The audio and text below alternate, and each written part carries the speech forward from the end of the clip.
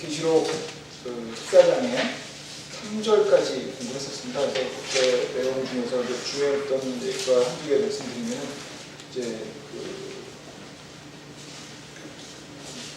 죄를 졌을 때, 죄를 질 때 결국 그러면 그 완전한 예정론을 믿는다면, 모든 것이 예정되어 있다고 한다면 죄를 짓는 거에 책임이 누구에 있느냐? 주님한테 있게 된다고 말씀드렸죠. 그러니까 예정론이 그래서 잘못된 거고, 그러니까 주님은 알고 계시지만, 그러니까 저희가 어떤 일을 하더라도, 어떤 결과가 나올지, 어떤 행동을 하더라도, 어떤 판단을 하더라도 그 결과를 알고 계시지만 주님이 결정하시지 않는다. 결정은 누가 한다? 우리 자유의지로 한다. 그러니까 그거 왜 중요하냐면 죄를 졌을 경우에 그 죄는 결국 죄의 책임은 주님이 있는 게 아니라는 겁니다. 우리한테 있는 겁니다. 그래서 다시 한번 이해를 돕기 위해서 말씀드리면, 그 주님이 그게 가능하신 거는, 주님은 저희들하고 달리 시간과 차원을 초월하신 분이기 때문에, 시간과 차원을 초월하는 입장에서 보실 때 우리의 것들은 전부 다 알 수밖에 없다는 거예요. 그래서 그거를 예로, 그냥 정확한 예는 아니지만 비슷한 예로 한다면, 평면에 그 생쥐를 집어넣고 그 생쥐가 어느 미로를 통해 나갈 수 있게끔 만들어 놓고 이렇게 위에서 보게 되면 우리는 3차원에서 보는 거고요. 공간이 있으니까.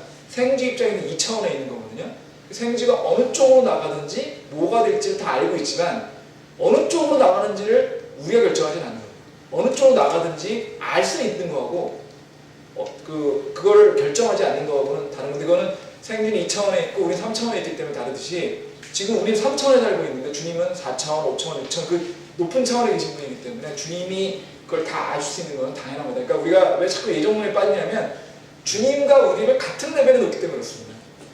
주님이 생각하시는 거랑 주님이 판단하시는 건 우리랑 비슷할 거다라고 생각하니까 자꾸 헷갈리는 겁니다. 근데 그거는 생쥐하고 저희의 차이를 놓고 봐도 엄청나게 차이가 나는 거 아니겠습니까? 그러니까 그런 점에서 보면 주님과 저희가 완전히 다른 차원에 있다고 생각을 하신다고 한다면, 이렇게 지금 이 예정론에 대한 부분들이 충분히 잘못됐다는 걸 아실 수 있을 것 같고요. 그래서 죄의 책임은 우리한테 있다라는 걸 아셔야 되는데, 근데 이런 문제를 이제 생각할 수 있습니다. 그러면 죄의 책임이 우리한테 있는데, 그러면 우리가 죄를 지었을 때 일어나는 여러 가지 일들이 있을 텐데, 그럼에도 불구하고 주님이 주님의 사역을 하실 때, 그러면 주님은 그 사역을 위해서 죄를 쓰시는 거냐는 거죠. 좀 예를 들어보면요, 요셉에 대한 얘기를 지난번에 드렸었죠. 창세기 때. 창세기에서 요셉이 형들하고의 갈등을 통해서, 또 아버지하고의 그런 걸 통해서 이제 아버지는 편애를 했고요, 형들은 시기를 했고요, 요셉은 조금 좋게 말해서 어떻게 보면 지혜 없이 굴었던 거고, 어떻게 보면은 고자질한 거죠. 형들을 고자질하다 보니까 형들이 미워했을 거 아닙니까? 그러다 보니까 그런 점에서 이렇게 죄를 졌는데, 그럼 이 죄를 지은 것도 하고 결국 요셉이 이스라엘을 이집트를 갔기 때문에 이스라엘 백성이 사실은 생명을 구하는 셈인데, 그러면 주님은 그런 죄를 먼저 짓게 하고 그 죄를 짓 거를 이용을 하셔서 이스라엘을 구원하신 거다라고 질문할 수 있겠죠. 제가 무슨 얘기인지 다시 한번 설명드릴게요. 요셉이 이집트로 쫓겨가게 된 거는 어떻게 보면 요셉이 잘못해서 그렇습니다. 요셉이 형제들한테 이간질한 셈이고, 그러니까 의도하지 않았더라도 형제들을 이간질시키고 형제들을 갖다가 고자질했기 때문에, 그것 때문에 요셉의 죄로 인해서 이집트 가게 됐어요. 이집트로 가게 됐는데, 이집트로 가게 된 거는 결과적으로 주님이 구원하신 거 아니냐. 그러니까 결국은 요셉이 죄를 짓게 한 것도 주님이 하신 거 아니냐, 이렇게 얘기할 수 있는 거 아닙니까? 근데 그 예정론이 잘못됐다는 거. 주님은 모든 걸 아시지만 결정하지 않는다는 거 하나 있고요. 두 번째는, 주님은 저희들의 죄를 통해서 주님이 일을 하시는 게 아니고요, 저희들이 죄를 지음에도 불구하고 일을 하시는 겁니다. 무슨 얘기냐면은, 요셉이나 요셉의 형제들이나 아니면 이스라엘 야곱이 죄를 짓지 않고 또 그를 통해서 문제를 안 일으켰더라도 주님은 이스라엘 백성들을 구원하셨을 겁니다. 하지만 요셉도 죄를 짓고 이스라엘 백성도 죄를 짓고 다 죄를 지어가지고 사고를 쳤거든요. 사고를 쳐가지고 잘 안 됐는데, 그런 사고를 쳤음에도 불구하고 주님이 하신 것이지 결코 죄를 먼저 짓게 안 됩니다. 이게 왜 자꾸 얘기를 드리냐면은, 많은 사람들이 자기가 죄를 짓고 나면, 결과적으로 좋은 일이 생기고 나면, 좋은 일이 되고 나면 자기가 죄 진 거를 죄 졌다고 생각 안 하는 경향이 있어요. 그게 아니라는 겁니다. 죄를 져가지고 우리가 그걸 죄를 통해서 결과를 받는 거는 우리가 잘못한 거고요. 그 그럼에도 불구하고 그렇게 죄를 져서 나쁜 짓을 했음에도 불구하고 주님이 역사하심이 있을 수 있다는 겁니다. 예를 하나 드릴게요. 실제로 있었던 일입니다. 저기 다른 침례교회에 계신 분인데요. 다른 침례교회 분인데 젊은 친구입니다. 저희 가족도 아는 친구입니다. 아는 친구인데 지금 나이가 저희 애보다 조금 위니까 30살쯤 된 것 같아요. 한 20대 후반, 30대 초반 이 정도가 되지 않나 싶은데 이 친구가 아주 어렸을 때부터 굉장히 이렇게 주님 사역을 그러니까 주님 말씀을 전하는 걸 잘하던 친구입니다. 잘하던 친구인데 그 교회도 매주 토요일마다 나와서 이제 복음을 전하는 게 있었습니다. 저희 교회처럼. 저희 교회도 그런 게 있죠. 겨울날 모인 모양이에요. 겨울날 모였는데 그 부모님도 굉장히 열심히 믿으시는 분이니까 이 친구도 이제 그 아빠 엄마 따라서 왔겠죠. 이 친구 아마 그때 한 10대 정도 됐던 것 같아요. 10대 정도, 10대 후반 뭐 정도 됐던 것 같은데 한 20년 전 정도이니까. 겨울에 이제 복음을 전하러 나갔는데 너무 추운 거예요. 또 거기 추운 교회에서 추운 데서 뭐 전도지 돌리는 게 즐겁겠습니까? 더군다나 10대인데 그렇지 않습니까? 10대 애들이 교회하기 제일 힘들어하는 애들은. 그러다 보니까 이 친구가 이제 그냥 저 오늘은 도저히 못 돌릴 것 같은데 그냥 오늘은 집에 갈래요 라든지 아니면 안 나왔다든지 했으면 차라리 괜찮은 건데 그런 게 또 싫고 엄마한테 야단 맞고 아빠한테 야단 맞기 싫고 또 목사님한테 나는 복음 전도를 이렇게 추운 날로 했습니다 하고 싶었겠죠. 그래서 왔는데 전도지를 딱 들고 돌리려고 하니까 이게 갑갑한 거예요. 그래서 어떻게 했냐면 만화방이었고요. 그 만화방이 독서실 비슷한 그게 있죠. 만화방에 가서 만화를 꺼내서 한 시간을 딱 보니까 2-3시간 정도 만화를 딱 보면 좋겠다고 생각해서 만화를 보고 좀 낮잠도 좀 자고 뭐 라면도 좀 먹고 놀았던 모양이에요. 쭉 놀고서 이제 다 끝났으니까 이제 그 전도지 다 돌릴 때쯤 됐으니 이제 가면은 목사님하고 같이 이제 얘기하고 이제 밥 먹고 헤어지겠구나. 그래서 이제 그 시간 맞춰서 딱 나오는데 얘가 전도지를 들고 있으니까 그 전도지를 이렇게 들고 있으니까 만화방 가게 주인이 단골이니까 이 친구가 제가 물어봤대요. 야, 너 여기 만화방 이거 왜 들고 오냐 그랬더니 이거 사실은 전도지인데요. 그 복음 전도하는 거기다 만화방 아저씨가 사장님이 그거 좀 보여달라고 그랬답니다. 그래 줬대요. 그랬더니 이제 막 보더니 야, 이거 재밌다. 그 전도지 같은 데 보면 만화로 돼 있는 것도 있거든요. 만화 전도지 있어요. 미국에도 만화 전도들이 있는데 뭐 그런 걸 줬던 모양이에요. 그 만화 전도들이 재밌네 그러더니 물어봤대요. 야, 구원받으면 어떻게 되냐? 그랬더니 이 친구가 그게요. 이런 거고요. 주님을 믿으면요. 주님을 통해서 죄를 구원받고 그럼으로써 영원한 생명을 얻는 겁니다. 하는 얘기를 했어요. 그 만화방 아저씨가 구원받았어요. 그랬더니 그리고 나서 이제 와가지고 자랑을 한 거예요. 사실은요. 제가 만화방에 가면 이게 다 주님의 인도하심이었고요. 그 주님의 인도를 통해서 사실은 전도지 안 돌리고 만화방에 가가지고 라면 먹고 놀고 있었던 게 다 사실은 만화방 아저씨를 구원하기 위한 주님의 인도하시면서 저가 죄진 건 없어요. 라고 얘기하는 거예요. 아니라는 겁니다. 아니라는 겁니다. 뭐냐면 만화방에 가서 그 전도지 안 돌리고 거짓말한 거죠. 기본적으로는 거짓말한 거고요. 그 전도지 돌린다고 하고 만화방 갔으니까. 두 번째는 남들 열심히 전도지 돌리는데 개는 부린 거죠. 그것도 죄죠. 나태한 거니까. 그리고 또 그걸 숨기려고 했던 것도 죄예요. 다 죄인데 그 죄를 진 거가 구원을 만화방 아저씨를 구원하기 위해서 주님이 인도하신 게 아니고요. 그런 죄를 졌음에도 불구하고 그런 상황에서 주님이 그래도 구원할 수 있는 기회를 주셨다는 거죠. 굉장히 중요한 차이가 있습니다. 죄를 진 거가 바뀐 건 아닙니다. 절대로 죄를 진 거가 바뀐 건 아닌데 그런 상황에서도 주님이 구원하시거나 그런 인도하심이 있을 때는 주님이 역사하실 수 있다는 거. 그러니까 여러분들이 항상 보실 때 여러분들이 그 판단을 통해서 여러분들이 죄를 지었을 때 그 결과에 대해서 여러분들 책임지셔야 되고요. 죄를 졌을 때 주님이 축복해 주시는 경우는 별로 없습니다. 없으니까 그런 경우에 대해서 여러분들은 그 책임을 지셔야 되는데 근데 중요한 점은 그런 죄를 졌음에도 불구하고 주님이 사역하시는 경우는 있을 수 있다. 왜? 우리 모두가 완전하지 않기 때문에 죄를 짓지 않는 사람들이 별로 없거든요. 너무 많은 사람이 죄를 지니까 그런 죄를 지임에도 불구하고 주님이 사역하실 때는 사용할 수도 있다. 근데 그렇다고 해서 죄에 대해서 내가 잘못하지 않았다는 건 아니다. 이런 겁니다.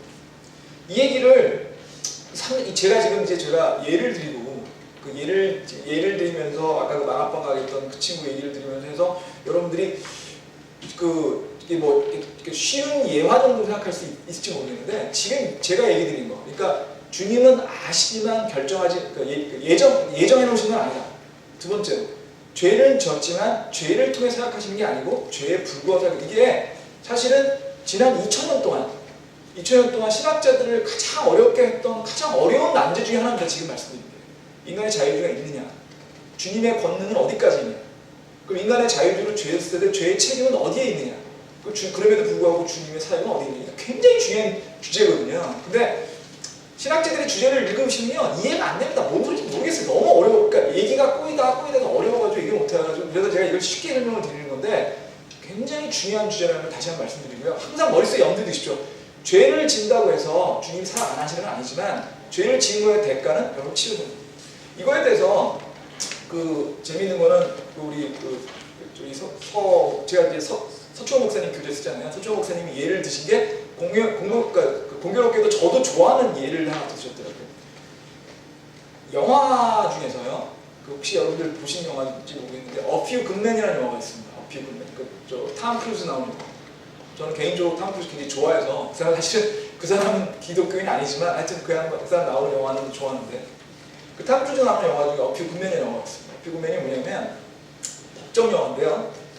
탐 크루즈가 법무관입니다. 군인에 있는 군대에 있는 변호사죠. 근데 어떤 일을 변호하게 됐냐면 젊은 해병대 사병 2명을 변호하게 됐어요. 근데 어떤 일이냐면 해병대 안에 해병대가 어디 있는 부대냐면 쿠바에 있는 관타나모 베이라고 하는 데 있는 해병대. 관타나모 베이는 쿠바 안에 있습니다. 또 상상이 안 가시죠? 미국 안에 있는 부대가 아니고요. 쿠바에 있는 부대입니다. 바로 앞이 쿠바군이에요. 그러니까 가장 미군이 주둔한 데 중에 가장 위험한 지역 중에 하나입니다. 거기에 있다 보니까 군기가 엄청나게 셉니다. 군기가 엄청나게 세가지고 거기에서는 이제 해병대가 제대로 못하면은 우리 식으로 치면 얼차려.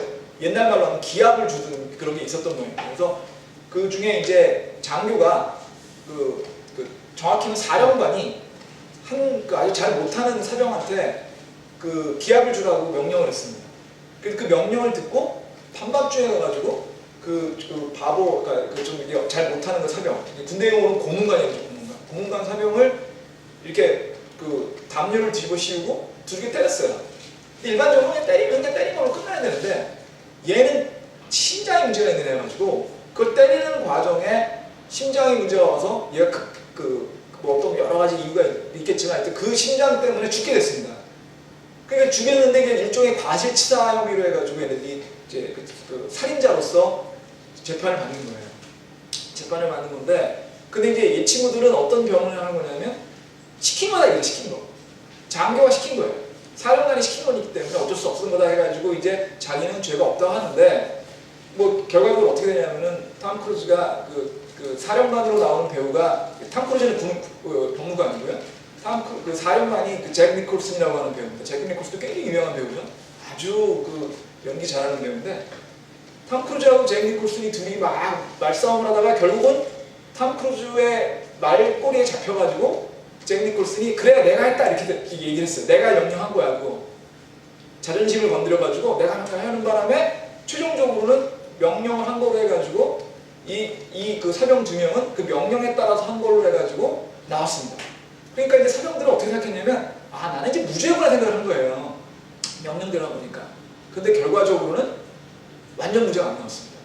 그러니까 의도적인 살인, 미국 법에서는 1급 살인이라고 하는데 1급 살인이나 의도적이지 않은 살인, 2급 살인이나 이런 1급이나 2급 살인죄는 아니지만 그럼에도 불구하고 군인으로서의 잘못을 했다고 해가지고 불명예 제대하는 걸로 끝나가는 거예요. 그러니까 그 사병 2명 중에 한 친구가 더 어린 친구가 이병이었던 것 같은데 그 이병이 다른 사병, 그 친구는 상병이었어요. 상병한테 막 화를 내는 거예요.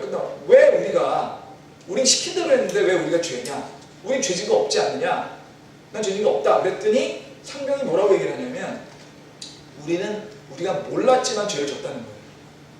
그 죄는 뭐냐면 부당한 명령일 경우에는 거부해야 되는 죄예요. 약한 사람을 부당한 명령을 내려서 약한 사람을 괴롭히려고 했을 때는 그거를 맞서서 싸워야 되는 그것이 군인이지만 우리가 해야 되는 우리의 의무인데 그 약한 사람을 보호해주지 못하는 건 우리 죄다.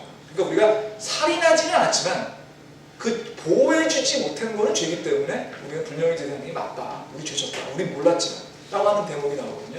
그래서 서 목사님이 그 얘기를 하시더라고요. 우리들이 죄 똑같다는 겁니다.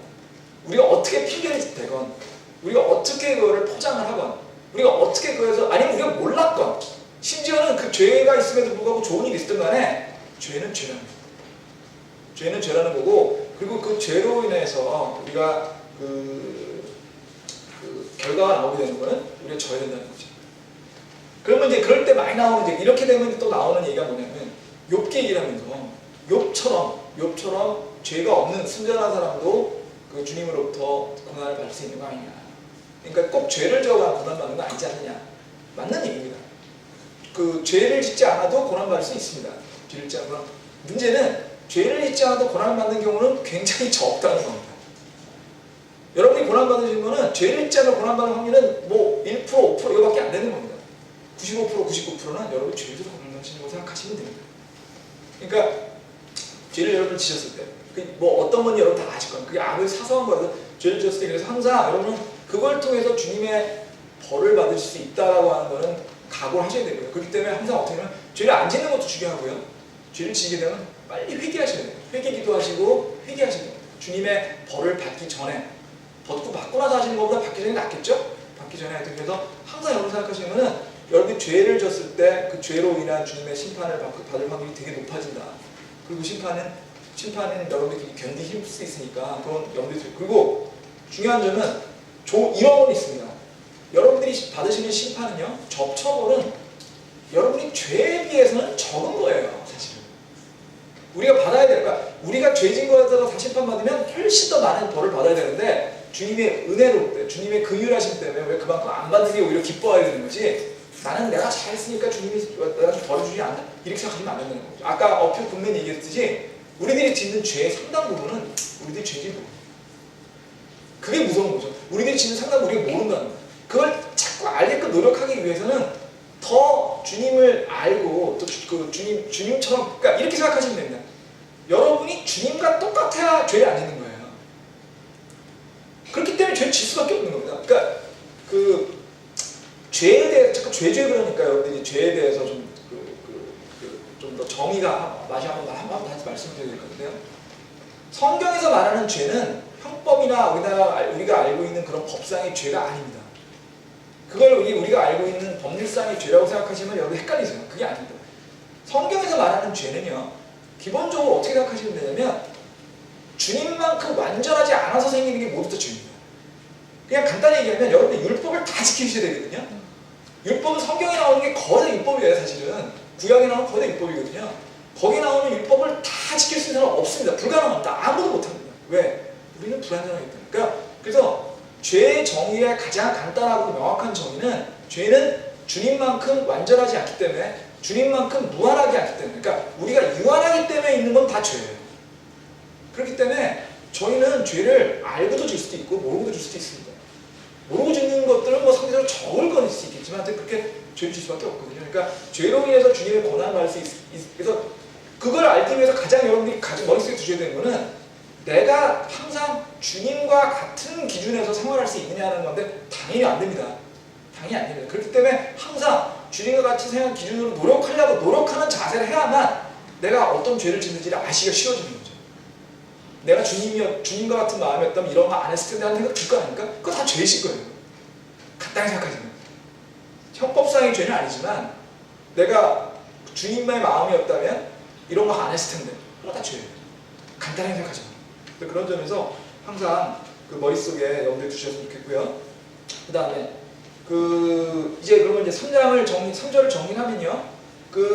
이제 이마에 인친 사람들 얘기죠. 이게 다 이마에 인친 사람들 얘기인데, 이런 인친 사람들은 뭐냐면은 주님의 인을 받은 사람들은 일정 기간, 보통 이제 3년 반 얘기해요. 전 3년 반 얘기하는 전 3년 반 기간에는 어느 누구도 그 사람들이 복음을 전하거나 하는 것을 막지 못하지만 그 이후에는 휴거가 되거나 순교를 당해서 어떤 거로든지 모르겠어요. 성경에 나오지는 않습니다. 하지만 분명한 셋째 하늘에 올라가 있는 걸 봐서는 순교나 휴거를 당해서 지금 셋째 하늘에 올라가 있는 것 같고요. 그러면 이렇게 주님 전 3년만 동안 주님의 복음을 전하기 위해서 인치인 사람은 크게 두 종류가 있죠. 하나는 14만 4천 명의 유대인들이 있고요.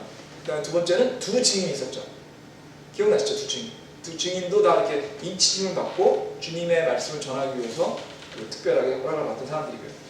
그 그 다음에 이제 4절 들어갔습니다. 4절에 보시면 이들은 여자들과 더불어 자신을 더럽히지 않은 자들이 그들은 처녀들이니라. 이들은 어린 양께서 가시는 대로 따라가는 자들이며 사람들 가운데 구속을 받아 하나님께 어린 양께 첫 열매가 된 자들이다. 이렇게 되어 있습니다. 그래서 여기서 이들은 이제 지금 말씀드린 14만 4천 명이고요. 여기서 보면 4절에서 굉장히 중요한 거는 두 가지가 나옵니다. 하나는 처녀고요. 하나는 처녀고 그 다음에는 첫 열매입니다. 그래서 이게 약간 중복이 되는데 일단 좀 뒤에 있는 것부터 먼저 말씀드리면 첫 열매부터 말씀드리면 이 유대인 14만 4천 명은 첫 열매라고 불린다는 거죠. 출애굽기 잠깐 보시죠. 출애굽기 13장.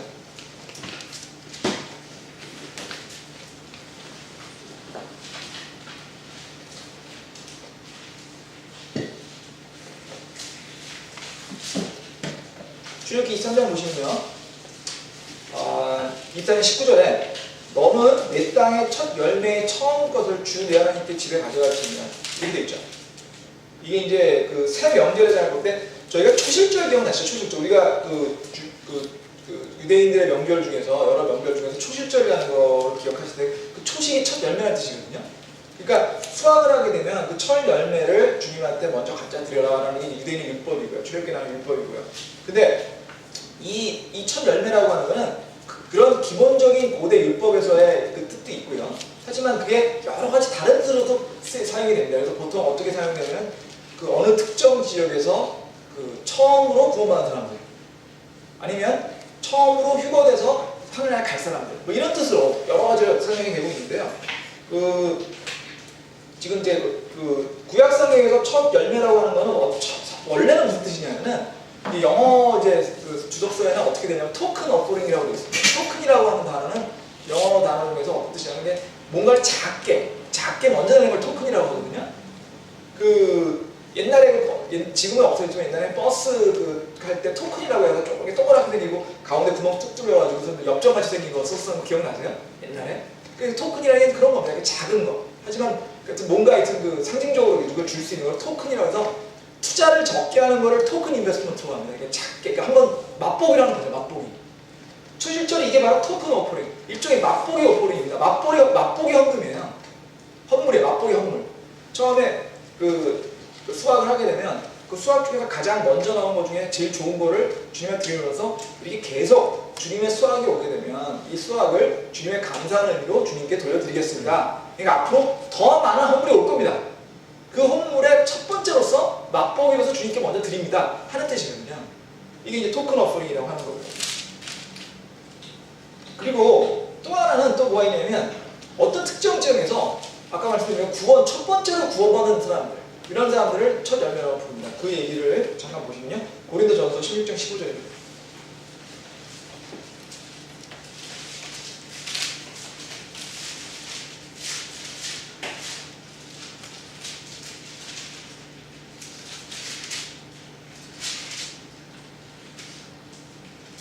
형제들아, 스데바나의 집이 아가야의 첫 열매인 것들과 또 그들이 성도들 섬기는 전면형은 너희가 아니니라. 이 스데바나의 집이 아가야가 가가지고 스데바나가 제일 먼저 구원받은 것 같죠? 그러니까 지금 제일 먼저 구원받은 사람들, 첫 번째로 구원받은 사람들 첫 열매라고 얘기하는 겁니다. 이건 뭐 이해하기 쉬우시겠죠? 아까 같은 내용으로 하면. 세 번째로는요, 주님과 함께 첫 번째로 부활할 사람들이라는 뜻도 있습니다. 이게 어딨냐면요, 고린도전서의 15장으로 가겠습니다. 15장 20절. 16장 바로 앞장이죠? 16장 20절 보시면. 그러나 이제 그리스도께서 죽은 자들로 일어나 잠든 자들의 첫 열매가 되었다. 부활을 그리스도가 제일 먼저 하셨잖아요. 그렇죠? 부활을 그리스도가 제일 먼저 하셨으니까 그러니까 그리스도께서 부활하셨듯이 그리스도를 믿는 사람들이 부활할 거다. 그러니까 그리스도가 부활한 사람들의 첫 열매로서 일종의 샘플이 되신다. 이런 뜻의 첫 열매가 될 수도 있고요. 똑같은 게 우리 바로 밑에 23절 보시면 그러나 각 사람이 자기 차례대로 되리니 먼저는 첫 열매인 그리스도요. 그 다음은 그리스도께서 오실 때 그분께 속한 사람. 그러니까 그리스도 먼저 부활하시고 그 다음에 그리스도를 믿는 사람들이 부활할 것이다 하는 거가 이제 연결돼서 설명이 되고 있는 거죠.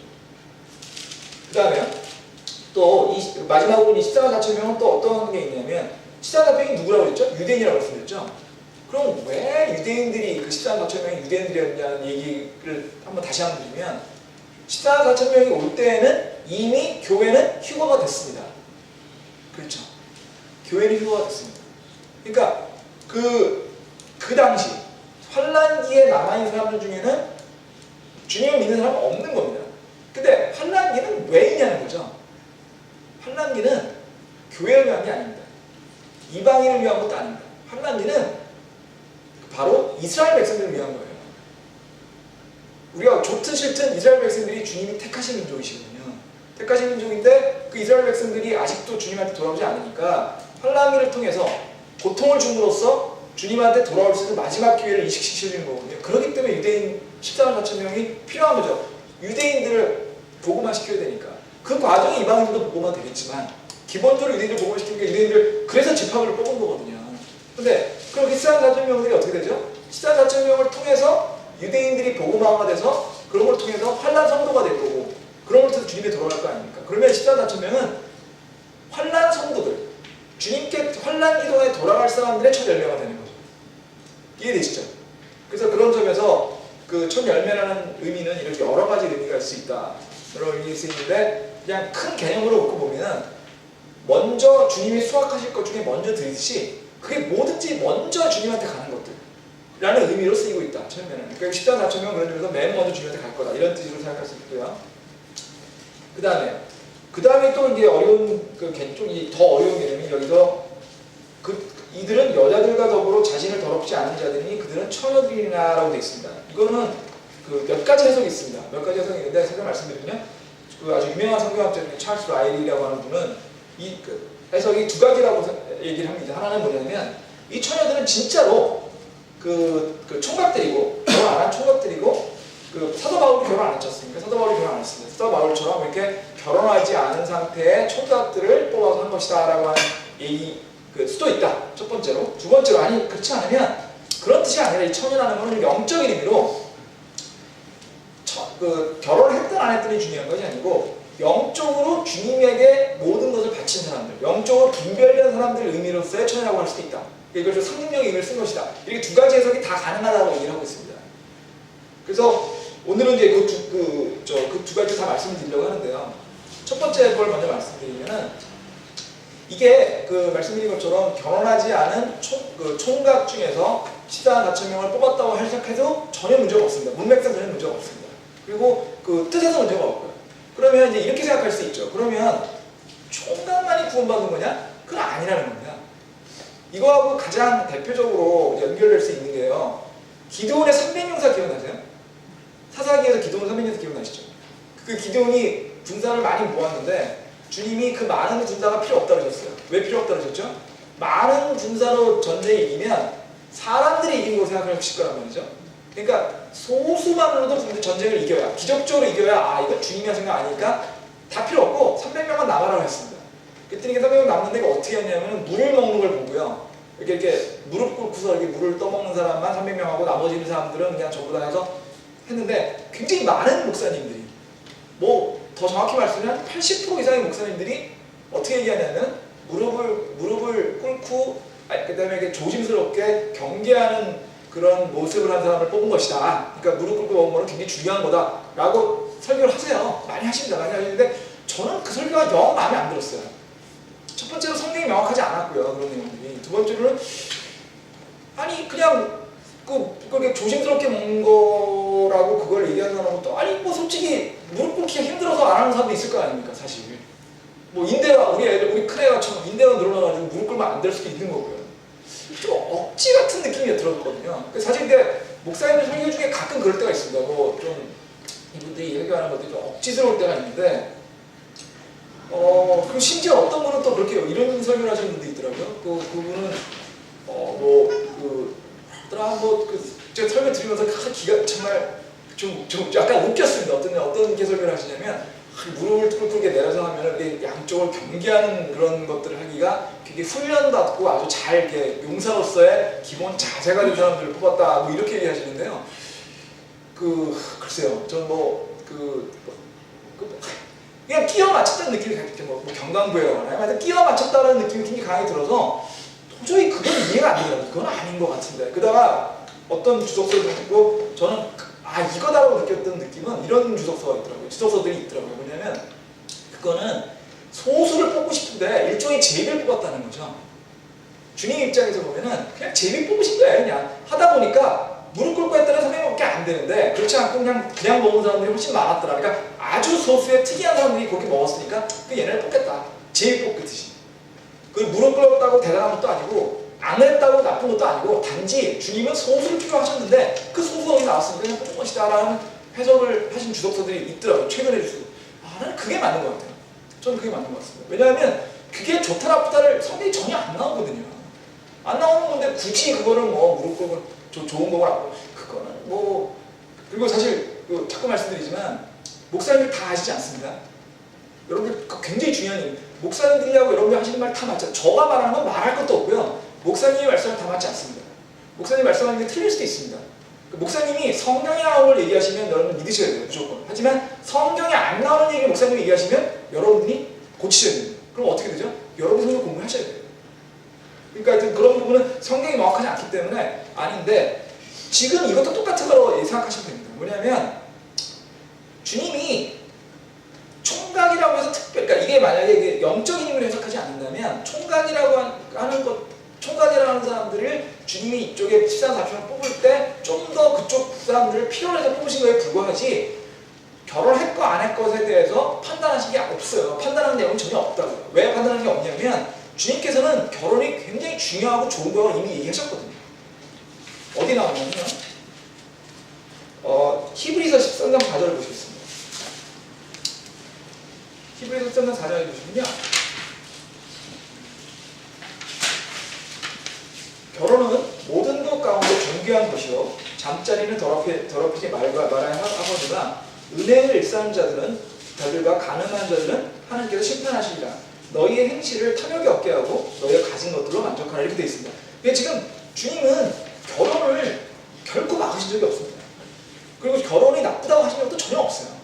그렇다고 보면은 결국은 결혼하지 않은 사람만 14만 4천 명이 된다라고 얘기하는 건 아닌 거고요. 이거는 결과적으로 그러니까 사실 판단이 없다는 거죠. 사실 판단하신 게 아니고 그냥 얘기하신 겁니다. 왜냐하면 이게 좋다 나쁘다 얘기하신 게 아니고 14만 4천 명들은 총각 중에 14만 4천 명을 뽑았다 이렇게 해석할 수 있다는 겁니다.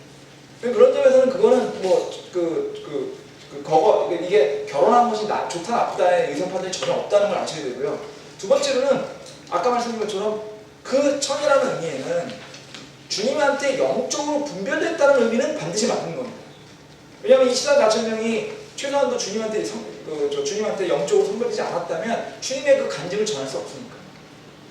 이해되시죠? 그러니까 두 가지 뜻, 라헬이가 말한 두 가지 뜻이 다 의미가 있을 수 있고요. 그러니까 총각이냐 아니냐는 그렇게 중요한 게 아니고 진짜 중요한 의미는 그 천이라고 하는 의미는 바로 영적으로 주님께 구별돼서 주님한테 가는 것이라고 생각하셔야 되고 결혼이라는 것을 주님이 반대하시는 건 절대 아니다. 왜냐하면 히브리서에서 이미 결혼이 얼마나 중요한지를 얘기하셨기 때문에 결혼하지 않으면 어떻게 자손을 번성하겠습니까? 그렇지 않습니까? 지금 그 주님은 아담에게 자손을 번성해, 아브라함에게 자손을 번성해서 이 지정을 치우라고 하셨거든요. 결혼하지 않으면 어떻게 그게 되겠어요? 결혼을 막을 줄 없어요. 그래서 그런 점에서 사실은 이제 제가 이 얘기를 왜 드리냐면 요런 구절을 이용해가지고 가톨릭에서 신부들이 결혼하지 않는 거를 입증을 하려고 하거든요. 근데 그게 아니라는 거죠. 그게 아니라는 거예요. 그거는 성경을 잘못 해석했거나 아니면 자기들이 원하는 대로 해석을 하고 싶은 거죠. 그건 절대 아닙니다. 그렇게 얘기해주고요. 그리고 이렇게 결혼한 사람으로 처녀로 쓴 용례가 몇 번 있습니다. 고린도 후서 잠깐 보실래요? 고린도 후서 11장 2절로 갑니다. 고린도 후서 11장 2절이요.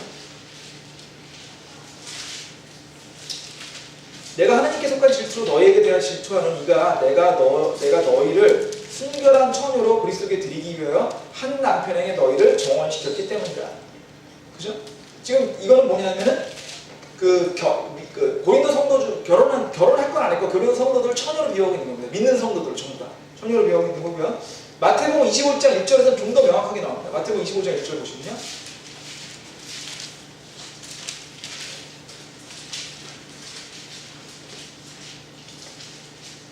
하늘의 왕국은 마치 자기 등불을 가지고 신랑을 맞으러 간 열처녀와 같은 이라고 되어 있죠. 그 지금 여기서 그 처녀가 하늘의 왕국한 처녀가 이게 결국 그 교회를 얘기하는 믿는 사람들 얘기하는데 이 믿는 사람들은 남자만이냐는 거죠. 여자만이냐는 거죠. 아니지 않습니까? 그죠? 그러니까 남자도 있지 않습니까? 그러다 보니까 이 처녀라고 하는 거는 집합적으로 집합명사로서 믿는 사람들을 나타내는 단어이지 이게 그 우리가 생각하는 그런 뭐 그러니까 어떻게 보면 동정이라고 하는 게 더 우리한테 이해가 될 수 있겠죠. 그렇지만 그래도 왜 성경에 처녀가 있는지를 잠깐 말씀드리면요. 이걸 이해하시기 위해서는 이스라엘의 결혼 풍습을 조금 이해하셔야 되는데요. 고대 이스라엘의 결혼 풍습은 지금 우리가 생각하는 결혼 풍습과 좀 다릅니다. 어떻게 되냐면 먼저 정혼이라는 겁니다. 고대 이스라엘은 어떤 걸 정혼이라는 걸 써요. 구약시대는. 정혼이는 뭐냐면 결혼이라는 게 이스라엘 사람들, 유대인들은 집안 대 집안의 결혼이라고 생각을 했기 때문에 집안끼리 결정이 되면요. 신랑 측이 신부 집에 갑니다. 신부집에 가가지고 신부하고 정혼을 합니다. 근데 이 정혼은 우리가 생각하는 정혼보다는 약혼보다는 훨씬 강한 대응입니다. 약혼은 사실은 솔직히 요즘에 약혼도 거의 안 하지만 약혼식에 가면 이제 물론 그게 결혼하겠다는 약속이긴 하지만 굉장히 바인딩하는 건 아니거든요. 얼마나 약혼 깰 수 있죠. 전혀 문제 없지 않습니까? 약혼 깨니까. 그런데도 불구하고 정혼은 그거보다 훨씬 더 강한 구성력이 있는 겁니다. 그러니까 정혼은 사실상 결혼한 거랑 똑같습니다. 근데 결혼했는데 뭐가 다르냐면 신랑이 같이 살거나 신방을 꾸미지 않습니다. 신랑이 다시 돌아갑니다. 왜 돌아가냐면 신부를 데리고 올 만큼의 돈을 모아야 하는 거예요. 지참금을 모아야. 그러니까 이거는 이제 고대 많은 이제 결혼 풍습들에 있는 건데 로마 시대도 그랬고 그런 풍습들이 뭐냐면 결혼을 할 때 지참금을 신랑이 지급하는 경우가 많이 있었거든요. 신부에게. 그러니까 신부 집안한테 돈을 내는 거죠. 근데 돈을 낸다는 의미는 또 여러 가지 의미가 있는 게 신부 집안에 대해서 보상하는 효과도 있고요. 또 하나는 신랑의 경제적 능력이 돼야 되는 거죠. 신부를 데려와서 같이 살 수 있는 경제 능력이 돼야 되는데 그걸 위해서 뭐냐면 신랑은 자기가 살 집을 만들어야 됩니다. 지참금도 준비를 해야 되고 자기가 살 집을 만들어야 됩니다. 그러니까 자기가 살 집을 만들어가지고 그 살 집에 신부를 데려갈 준비가 되면 다시 옵니다. 근데 그 오는 거는 정해져 있지 않죠. 왜냐하면 자기가 집을 다 마련하는 게 한 달 걸릴 수도 있고 6개월 걸릴 수도 있고 그렇지 않습니까? 그러다 보니까 집이 만들어지게 되면 그 집 만들어지고 묵을 거소가 만들어지게 되면 와서 이제 신부를 대하게 돼 있거든요. 근데 그럼 신부를 대하는 땅이면 정해져 있지 않죠. 그럼 신부는 뭐 하고 있느냐? 기다리고 있는 겁니다. 신랑이 올 때까지. 그게 이제 고대 유대인의 결혼 풍습인데요. 바로 그게 지금 현재 교회 상태를 얘기하고 있습니다. 주님이 오셨습니다. 주님이 초림하셨죠. BC, 그러니까 AD 33년에 돌아가실 때까지 초림하셨습니다. 그때 주님과 믿는 사람들 간에는 이미 결혼 약속이 되어 있는 겁니다. 정혼을 한 겁니다. 근데 정혼하고 난 다음에 주님이 어디로 가셨습니까? 셋째 하늘에 가셨어요. 돌아가셨어요. 셋째 하늘에 돌아가셔가지고 셋째 하늘에 우리가 이 정혼한 교회가 갈 거소를 만들고 계신 거예요. 만들어 오신 거예요. 천국에, 왕국에, 천국에. 그 다음에 주님이 재림을 하실 겁니다. 재림을 하셔가지고 공중재림을 하시잖아요. 주님이 재림 2번 하신다고 했죠. 공중재림을 하실 때 신부가 되는 이 교회를 데려가시는 겁니다. 어디로? 신랑이 있는, 주님이 있는 셋째 하늘로. 그래서 거기서 뭐가 있다고요? 어린 양의 결혼식이 있는 거죠. 그러니까 어린 양의 결혼식이라는 단어가 괜히 나온 게 아니에요. 어린 양의 결혼식이라는 단어는 이 구약의 이스라엘의 결혼 풍습과 지금 현재 교회와 초림과 재림과의 주님과의 관계를 그대로 비유하고 있는 얘기입니다. 그러니까 지금 우리는 주님과 정혼한 상태고요. 주님이 이 땅에 오실 때 우리는 주님과 결혼하게 될 겁니다. 기다리고 있는 겁니다. 그렇기 때문에 모든 교회는 정혼한 처녀라는 거죠. 그래서 지금 마태복음 25장 1절에 정혼한 처녀가 남아있다는 겁니다. 그러니까 성경이 놀라운 책이라는 게 정말 놀라운 책이라는 게 한 절 한 절이 여러분들이 그냥 마태복음 25장 여러 번 읽어보셨죠? 여러 번 읽어보셨죠? 근데 이 내용들을 읽어볼수록 이 내용들이 이런 여러 가지 뜻들을 다 품고 있는 것들입니다. 그러니까 우리가 열 처녀의 비유가 그냥 나온 게 아니에요. 그러니까 유대인의 결혼 풍습에 따라서 주님이 오기를 기다리고 있는, 주님의 재림을 기다리고 있는 우리를 얘기하고 있는 거예요. 그러면 지금 현재 우리가 살고 있는 이 땅에 있는 우리들, 이게 교회에서는 우리는 처녀고, 처녀로서 우리의 가장 중요한 건 뭐냐면 주님의 재림을 기다리는 겁니다. 우리는 그냥 기다리고 있는 거예요. 지금 사실은 이 땅은 우리가 영원히 살 땅이 아니거든요. 주님과 같이 사는 땅이 영원히 땅이거든요. 그게 우리가 이 땅에서 어떻게 살아야 되는지를 결정해 주는 거고 굉장히 중요한 개념이죠. 그죠? 그러니까 그런 점에서 하여튼 이 청이라는 뜻이 굉장히 중요한 의미를 갖고 있는데 근데 여기서 또 하나 이제 저희가 볼 게 있습니다. 지금 은행이라는 순결함이라는 단어하고 지금 영적인 순결함을 지금 얘기 드리고 있는데 순결함의 반대말은 뭘까요? 지금 여기는 보면 자신을 더럽히지 않는 자라고 되어 있잖아요. 자신을 더럽히지 않는 자라는 게 순결함인데 그러면 자신을 더럽히는 건 뭐죠? 그게 음행이죠 보통. 자신을 더럽히는 건 보통 영적 음행이라고 하죠. 그럼 음행이 뭘까요? 음행에 대해서 좀 설명을 잠깐 드리면 음행은요 굉장히 여러 가지 뜻이 있습니다. 물론 가장 대표적인 음행은 성적으로 문란한 그런 음행을 얘기하는데 이게 왜 그 당시에 이 음행이라는 단어가 많이 쓰였냐면 기독교가 들어오기 전에 보통 저희가 이교도라고 얘기하지 않습니까? 이교도 신앙이 이제 그리스나 로마의 신화들이 다 이교도 신앙입니다. 그러니까 요즘에 중고등학생들이 많이 읽는 책 중에 그리스 로마 신화 있잖아요.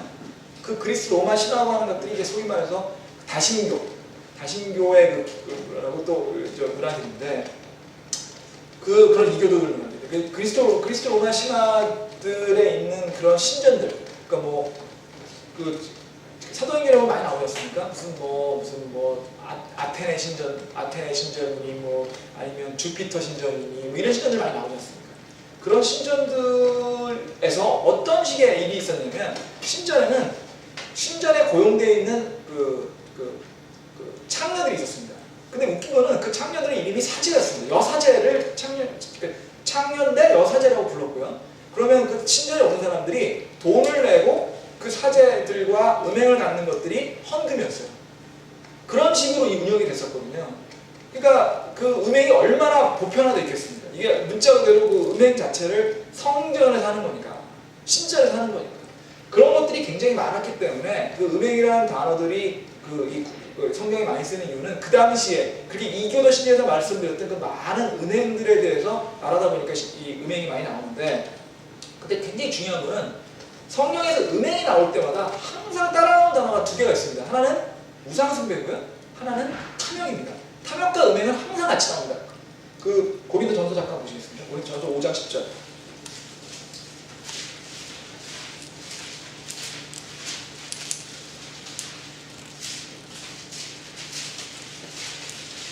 고린도서 5장 10절에 보시면요. 이 말은 이 세상에 음행한 자들이나 탐욕을 부리는 자들이나 강탈하는 자들이나 우상숭배자들과 전혀 함께하지 말라는 말이에요. 지금 음행, 탐욕, 우상숭배가 같이 나왔어요. 그렇죠? 항상 음행, 탐욕 그렇게 같이 나옵니다. 골로새서 잠깐 보시죠. 골로새서 3장 5절.